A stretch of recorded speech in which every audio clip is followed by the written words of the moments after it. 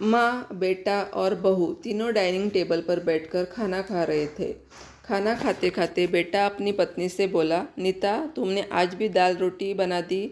कम से कम खाना बनाने में तो आलस मत किया करो। घर पर ही तो रहती हो, कुछ अच्छा भी तो बना सकती थी। नीता बोली, बनाने वाली तो मैं आज सूजी का हलवा थी, लेकिन सूजी आई नहीं। मैंने कल ऑर्डर करी थी। कोई बात नहीं, कल बना दूंगी। किचन में कुकर की सीटी सुनाई देती है और खाना खाते खाते नीता किचन में चली जाती है। किचन से वापस आकर डाइनिंग टेबल पर बैठते हुए नीता कहती है कि आलू पकाने के लिए रखे थे। नीता शाम को आलू की टिकिया बनाएंगे। उसकी सासू माँ भी यह सुनकर खुश होती है। नितिन बीच में बोल पड़ता है, यह अच्छा है, दोनों बहुत मज़े करते हो। अपने पसंद की चीज़ें जो बनाकर खाते हो। तभी डोरबेल बजती है। नीता फिर से खाने की टेबल से उठकर दरवाज़ा खोलने चली जाती है। दरवाजे पर डिलीवरी बॉय सूजी लेकर आया होता है। पार्सल लेकर नीता फिर से डाइनिंग टेबल पर खाना खाने बैठती है। तब माँ बेटे से कहती है कि तू दरवाज़ा खोल देता, बेचारी को खाना खाते समय भी सुकून नहीं है। बेटा कहता है, सॉरी माँ, मैं नहीं उठ सकता, मुझे ऑफिस जाने के लिए देर हो रही है। नितिन खाना खाकर ऑफिस की तैयारी करने के लिए अपने रूम में चला जाता है। कुछ ही सेकंडों के बाद वो नीता को आवाज़ लगाता है, नीता, मेरी घड़ी कहाँ है? मिल नहीं रही है। नीता खाना खाते खाते ही उसे बताती है, अलमारी के ड्रॉवर में देखो। नितिन कहता है, नहीं मिल रही है।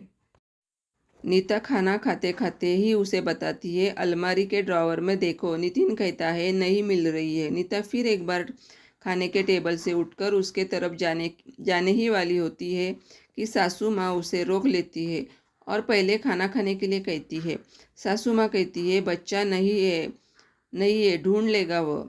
थोड़ी देर बाद रूम से नितिन की आवाज़ आती है, मिल गई। डाइनिंग टेबल पर दोनों सास बहू एक दूसरे की तरफ देखकर हंस मुस्कुराते हैं। अगले दिन सुबह सुबह नितिन अपने बेडरूम में कोई फाइल ढूंढ रहा होता है और उस फाइल को ढूंढने के चक्कर में उसने पूरा कमरा तहस नहस कर दिया होता है। नितिन बड़बड़ रहा होता है, इस घर में कभी कोई चीज़ अपने ठिकाने पर मिलती ही नहीं है।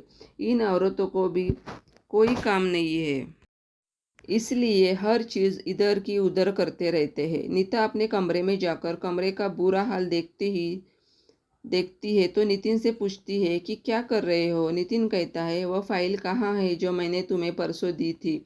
नीता तुरंत वह फाइल निकालकर नितिन के हाथों में थमा देती है और उसे कहती है कि एक बार मुझसे पूछ लिया होता, पूरा कमरा फैला के रख दिया है। नितिन उल्टा नीता को ही डांट देता है और कहता है, ठीक है, अगर पूरा कमरा फैला दिया है तो तुम्हें और काम ही क्या है, यही काम पूरा दिन करते बैठो। कभी कभी लगता है मुझे हाउसवाइफ से शादी करनी ही नहीं चाहिए थी। इतना बोलकर नितिन ऑफिस के लिए निकल जाता है। पति पत्नी की यह बातचीत माँ भी सुन रही होती है, जिसका नितिन को पता नहीं होता। अब माँ और नीता नितिन को सबक सिखाने के लिए प्लान बनाते हैं। अगले दिन सुबह सुबह जब नितिन नींद से जागता है तो नीता को चाय के लिए चिल्लाकर कह रहा होता है। पास ही में सोफे पर बैठी माँ उसे कहती है, नीता नहीं है, वह अपने माँ के घर गई है, कोई ज़रूरी काम था। नितिन फ़ोन निकालकर नीता को कॉल करने लगता है। तब माँ उसे रोकते हुए कहती है, फ़ोन मत कर, माँ के घर ही तो गई है, आज आएगी 2-3 दिन में। नितिन फ़ोन रख देता है और माँ से कहता है कि माँ चाय। तभी माँ बोल पड़ती है, हाँ हाँ, 2 कप बनाना, मैं भी पीऊँगी। बेमन से नितिन किचन की तरफ जाने लगता है और चाय बनाने के लिए। तब मैं तो फिर से खड़े होते हुए कहती है, माँ फिर से खड़े हुए कहती है, अरे बेटा रुको। नितिन को लगता है कि माँ उसे रोक कर चाय बनाने चली जाएगी, लेकिन माँ कहती है, मेरी चाय में थोड़ी चीनी कम ना। नितिन चाय बनाकर लाता है। माँ और बेटा दोनों चाय पी रहे होते हैं। तब माँ बोलती है, अच्छी बनाई है, लेकिन नीता जो चाय बनाती है उसमें तुलसी की कुछ पत्तियाँ डाल देती है, उसका स्वाद ही अलग होता है। बेटा कोई नहीं, अगली बार जब तू चाय बनाएगा तो ध्यान रखना। नितिन माँ की तरफ देखता ही रह जाता है। थोड़ी देर बाद नितिन माँ से कहता है, माँ आज खाने में मटर पनीर। माँ फिर से नितिन की बात काटते हुए कहती है, अरे वाह, आज मेरा बेटा मुझे मटर पनीर बनाकर खिलाएगा, अच्छा है। काफ़ी दिनों से मटर पनीर खाने की इच्छा हो रही थी। नितिन कहता है, अरे माँ, मैं तुम्हें मटर पनीर बनाने के लिए कह रहा था। माँ कहती है, नहीं बेटा, मेरे घुटनों में बहुत दर्द रहता है, मैं इतने घंटों तक किचन में नहीं खड़ी रह सकती।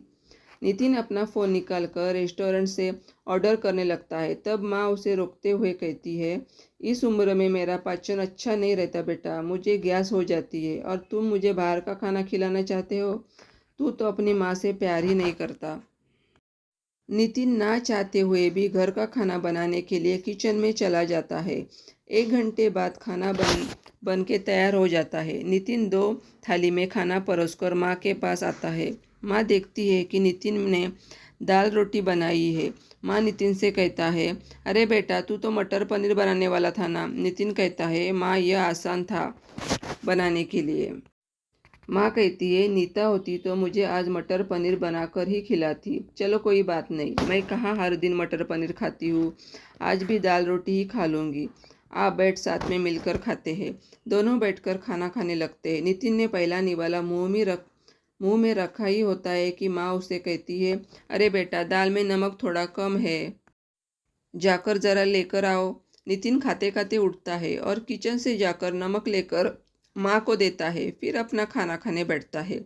बीच में ही माँ खांसने लगती है और नितिन से कहती है, अरे बेटा, खाना गले में अटक गया है, थोड़ा पानी लेकर आ।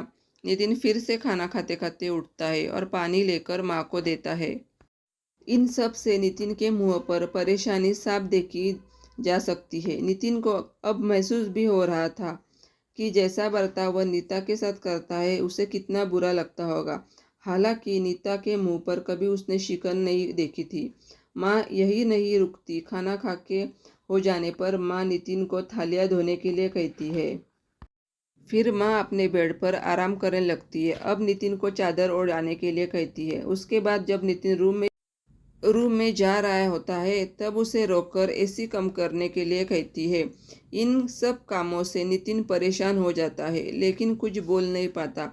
अगले दिन सवेरे सवेरे नितिन खाना बनाने के लिए सब्जियां काट रहा होता है, लेकिन उसका ध्यान सब्जियों पर नहीं होता। वह नीता के बारे में सोच रहा था और पछतावा कर रहा होता है कि वह कितना गलत था कि हाउसवाइफ का काम आसान होता है। तभी बेख्याली में उसकी उंगली कट जाती है।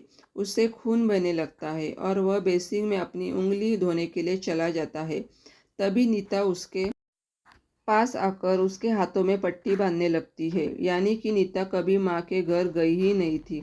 यह तो सास बहू के प्लान का हिस्सा था, जिससे वह नितिन से छुपकर उसी घर में रही थी। नितिन नीता को देखकर काफ़ी खुश हो जाता है। नीता से कहता है कि घर का काम हम दोनों मिलकर किया करेंगे।